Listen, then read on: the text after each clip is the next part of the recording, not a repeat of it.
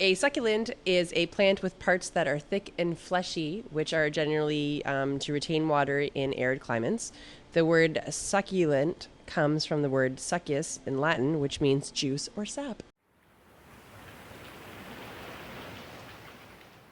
We have the glass varieties of Haworthia, which are really cool because when the light shines through them, especially the sun, the tips of them look clear.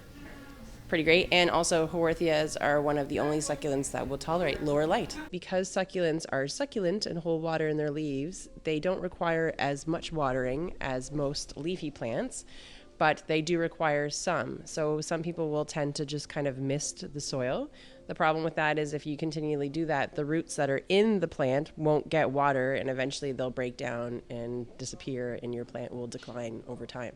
So it's a good practice to water deeply and infrequently. The most super common, highly sought after succulent right now is this funny string of dolphins. Gets its name obviously from the fact that these little leaves here look like they're dolphins swimming away. So this is an aloe vera plant. It can be good to help with sunburns, but they themselves can also receive a sunburn. So be careful with what kind of lighting you put them in. You definitely want it to be in diffused light where it receives only a couple hours of direct sunlight a day. Succulents love bright light. A lot of people think they're a lower light plant, but really they do need bright light. A few hours of direct sunlight a day is also helpful, but as long as it's bright and more diffused light, then that's really great.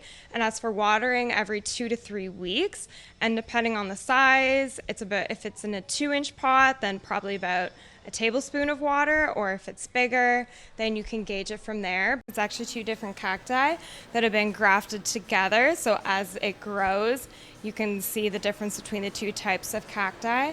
And once again, very low watering, only once every 2 to 3 weeks. And this guy does need quite a bit of direct sunlight, so make sure he's in a sunny windowsill.